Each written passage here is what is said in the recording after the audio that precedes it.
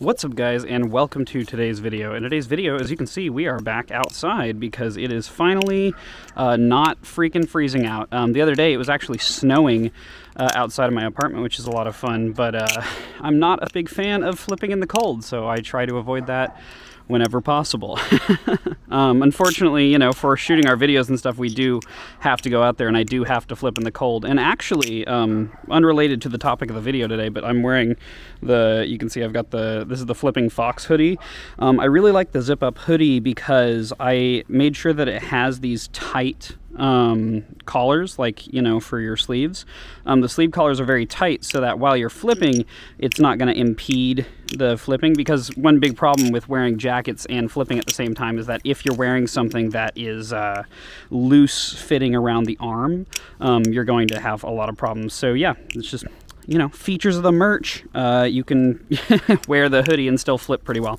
Anyways, I did want to talk about something kind of interesting, and that specifically would be getting cut. As you can see, I got a nice cut on my thumb recently, and what I wanted to talk about specifically was not just the process of getting cut, but actually how to deal with getting cut, right? So as you can see, I put a Band-Aid on here, but it doesn't look like a regular Band-Aid, and there's a reason for that.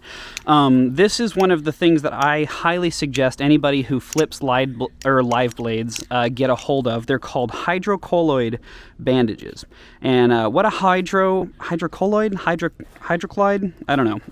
Hydrocolloid. There'll be a link in the description, is what I'm saying. But they have this special, you can see there's kind of a yellow area that extends all the way across. What that is a really cool thing. It actually allows you to, when you put the bandage on, it's a section of hydrocolloid which kind of bonds with the skin and creates a really good environment for healing. It's got natural antiseptic properties, and it's got natural pain relieving properties. So by putting on this Band-Aid, you know, you can have, just in one Band-Aid, the ability to accelerate the healing process, because it actually creates a really perfect space for healing to happen for, like, your body. It kind of simulates on the outside how your body would heal inside. And so something that might take 4 days to heal might even heal in like 2 days. You know, it can really accelerate the healing process. It's kind of magic. The other thing is, if you get good enough quality hydrocolloid bandages, first of all, they're really hard to notice. You know, you can see this one's totally clear, and if I wasn't so bloody, you would really not be able to see it very much. So they blend into the skin super well. But on top of that, they're also just pretty comfortable to wear. Like, I can still fully flex my thumb and stuff, and I can still fully flip while having this bandage on. So, you know, overall, they're just really, really nice bandages. The other thing I suggest is, you know, just a regular Band-Aid, something with an absorbent pad. And then if you're going to be using a regular Band-Aid, I highly, highly suggest that you get some sort of antiseptic or antibacterial cream to put on it with the Band-Aid. Like, put a little bit of the antibacterial cream on the center of the Band-Aid pad and then put it on there. Don't just put the Band-Aid on there raw, because, you know, if you're getting cut with a knife, you don't know what kind of bacteria or something is on that knife. So it's very important to take care of yourself and make sure that your cuts aren't getting infected. So that's one of the reasons that the hydrocolloid bandages are really nice, because they have those natural antibacterial properties, and so do a really good job of being something that you can just apply directly, not have to worry about putting any antiseptic on there, and you know, expect it to heal relatively quickly. So the hydrocolloid bandages are absolutely the top of my list, and something that I have in my Pelican case at all times. I always have some regular bandages and hydrocolloid bandages, both for me, but also if I'm at, like, Blade Show or something, and somebody, you know, is trying out a knife and it slips and they drop it or they get hurt or something. You know, it's nice to have bandages so that other people can use them as well if they need them. So I just try to keep a, you know, number of them on me, just in case, because it's really nice to do so. So yeah, hydrocolloid bandages are seriously the best. They are kind of weird to put on. They're kind of a 3-stage process. So this pad part in the middle, that's the kind of yellow looking part there, what you do is you peel a clear plastic off of that, and then you apply that directly to the wound, and then you have the 2 white parts that you peel off, and those you then you know, peel off and then stick down, and then peel off and stick down, and that allows you to kind of like wrap it around your finger and, you know, make it fully secure. But the hydrocolloid actually sticks by itself, and you can see it's kind of like turned white right here, that's actually the spot where it's doing the healing. It's pretty cool. The bandage stays normal everywhere, but then whenever it gets to the spot where it's actually healing, it turns this cool white, because that's it working with your body to heal you faster. So yeah, super cool. Also, you can wear one hydrocolloid bandage for like multiple days until the healing is totally done. Also, it reduces scarring. People use hydrocolloid in treatments to reduce both scarring and acne. You can also find hydrocolloid bandages that are made specifically for like facial acne. They're like these little circular bandage things. I use them for facial acne, but I also use them for small cuts. If I get like I had a small cut on my thumb, you can see right there, actually, you can kind of see this little spot where I had gotten stabbed on my thumb. I put a hydrocolloid, like tiny little facial bandage one on there, and that did a great job. And it was this microscopic little circle, you know, that went right on there and stayed there really well. And then same thing, I've got like a little cut here that I also, oh no, I knocked the lens off. I wasn't even doing anything violent that time. I just knocked the lens off being silly. There we go.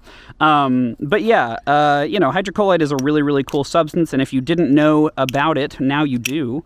And yeah, I highly suggest, if you flip live blades, go ahead and get yourself some hydrocolloid bandages, because they are the bomb. They are amazing. Like, this is a relatively bad cut, as you can see by the amount of blood, which that's the other thing. Don't put the hydrocolloid bandage on to like a really severely bleeding wound. Like, what you should do, right, say you dropped the knife and you got cut. The first thing you should do immediately is, first of all, drop your knife and don't worry about that yet. Grab, say if you got cut here, you want to grab the wound with the other hand and hold it down, okay? And you want to apply as much pressure as possible and hold it for as long as possible until you've got a bandage ready. It's especially helpful to have a friend in a scenario like that, you know, somebody that you can be like, hey, go get a Band-Aid for me or something.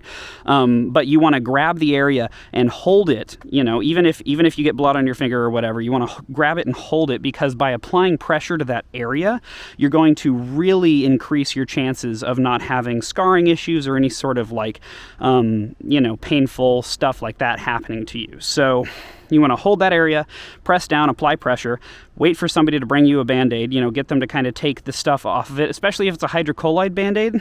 Then you take the adhesive off of the middle part, and that's all you need to do for the first step. And then once you've gotten that, you just let go of it and put the Band-Aid, like basically as soon as you can from letting go, put the Band-Aid right back on top of that cut. Okay, so if you have a hydrocolloid Band-Aid, you would hold on to it, let go, and then put the Band-Aid right on top of there. And what that'll do is it'll seal up that wound as quickly as possible. But because you are applying pressure, there will be very little blood that comes out in that moment, which will allow a nice area for the bandage to adhere, you know, without there being a ton of blood. I actually kind of messed up and got a little too much blood underneath the bandage, but in general, you know, by applying that pressure and then letting go and putting the Band-Aid on there, usually there'll be very little blood to almost no blood. So yeah, that's pretty much it for this one.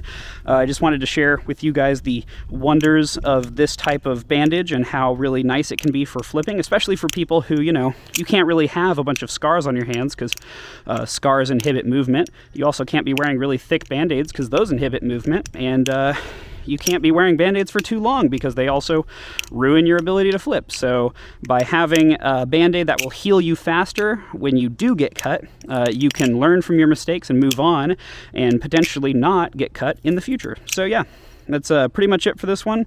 I'm just flipping the Balisong today and enjoying that. But yeah, that's pretty much it. I will see you guys later. Peace.